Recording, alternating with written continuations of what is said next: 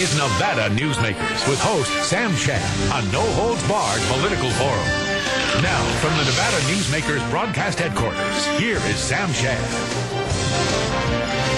And we welcome to the program Gary Duarte and Nick Tsoulfanidis.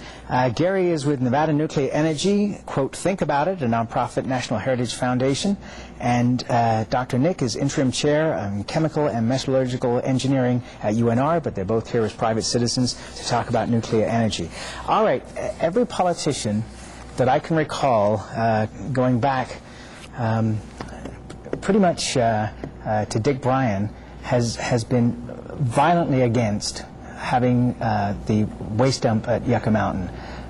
What can you tell us that should change our minds and change the politicians' mind in this state? Well, our interest isn't, it's mostly interested is in nuclear energy. The Yucca Mountain is a project that needs to be done for on a national basis. Why? For the storage. Because we have nuclear waste that's spread throughout the entire country. And what's the problem with that? It hasn't been a problem so far. It's better to keep it in one place. It's not. I'm not the scientist relative to nuclear energy waste, but the situation is that the scientists, the majority of them agree, and they've done tests, I believe, in multiple different ways to store nuclear energy, and they've concluded that the best place is in an underground repository, and they come to the conclusion that the Yucca Mountain site is about the best in the entire country. But there is a consensus, certainly in the Silver State, for the most part, that the nuclear waste should be kept where it is until it can be, reprocessing can come along. That it's not like you're going to take that nuclear waste, move it to Nevada over a long period of time. You've got studies that go out 10,000 years that we know are totally unrealistic. That we have no clue what's going to happen in 10,000 years. That we should keep it where it is until we know that it's safe. I think that there are a lot of scientists who believe that if we bring it into Yucca Mountain and store it as a repository, that we can begin working on the science immediately of reprocessing it. And I think these are the kinds of things that we need to do. And this is not today's thought process. These are things that are going to happen 5 or 10 years down the line. It's the same thing with the nuclear energy development. We do have the land mass in Nevada to potentially develop a nuclear energy production site for the West Coast.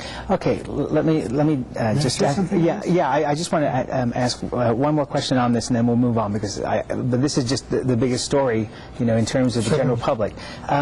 The concern I have is in the transportation. I'm not so much concerned about Yucca Mountain itself, but I am concerned in terms of the transportation, that a terrorist could attach a bomb to one of these, and suddenly we've got a major problem. Well, you're right. The major concern is transportation. I was in a meeting 2 years ago in Las Vegas, and officials from Clark County and Nye County expressed that. But we have been transporting nuclear materials for more than 40 years now all over the world, and there has not been any release of radioactivity.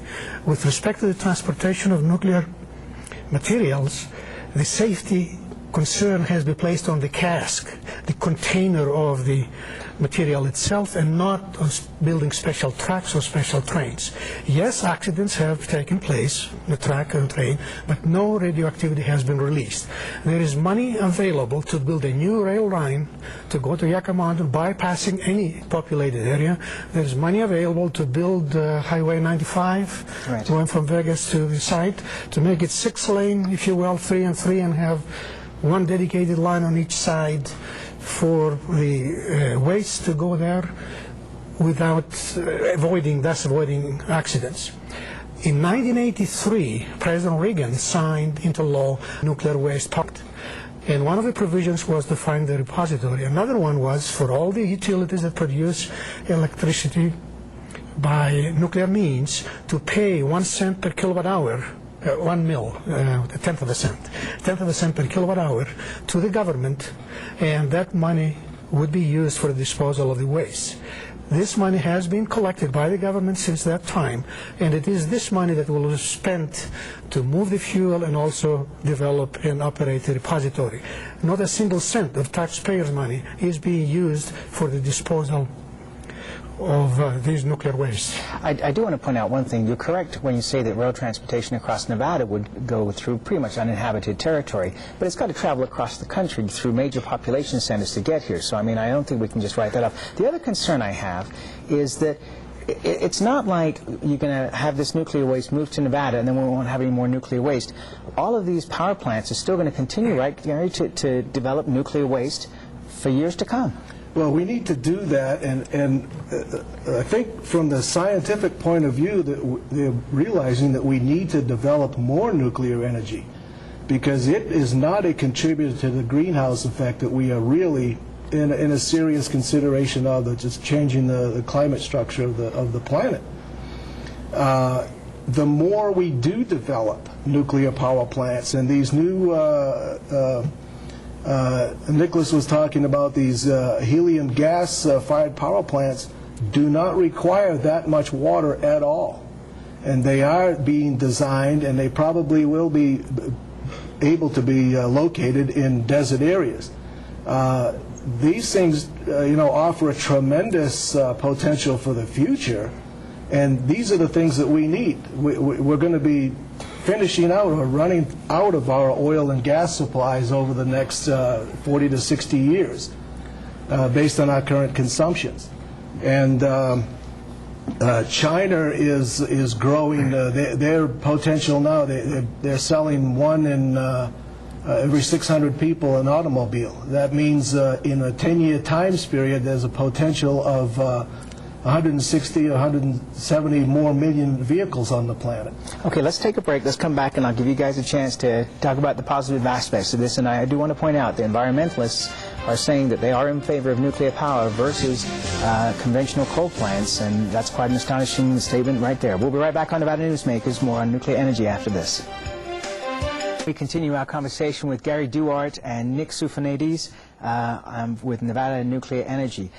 Let's talk about back in, I guess, around '86, Senator Chick Hecht was talking about reprocessing. Why are we still not there yet, 20 years later? Well, until about last year, the U.S. energy policy believed that reprocessing is not necessary. They are starting to change because they recognize two things. One is the Yucca Mountain repository would not be sufficient to store all the spent nuclear fuel that we have even today. Second, in the spent nuclear fuel, there is valuable fuel that can be taken and used again, and that's plutonium and uranium. So the present thinking is, and studies are starting on that, to reprocess the fuel before you put the rest of it, what's left of it, in a repository. But we do need a repository, not only for civilian nuclear power, but for military radioactive waste.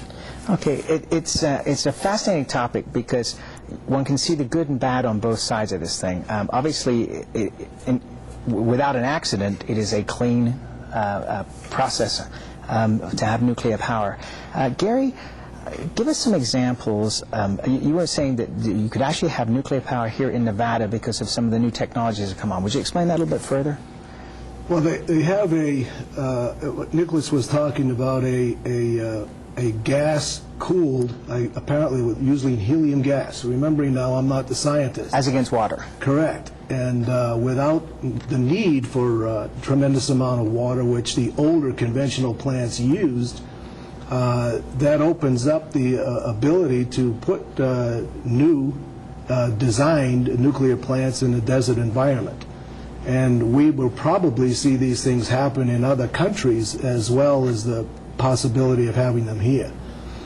Our big interest with NV Nuclear Energy is to think about these things and to try to bring some of the science that's happening today to an average citizen so that he can understand that there are potentials to this.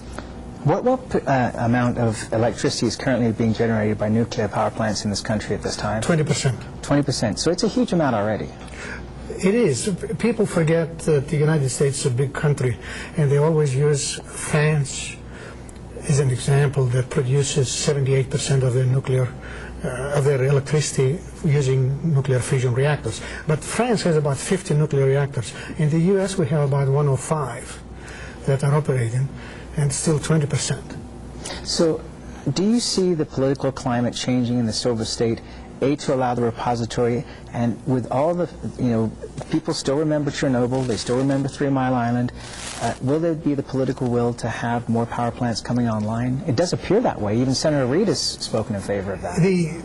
I don't know what's in Senator Reid's mind or Senator Ensign's mind, but the national picture is turning in favor of nuclear power. The economics, and that's the prime factor, the economics favors it. Nuclear power plants operating today, many of them, are cash cows.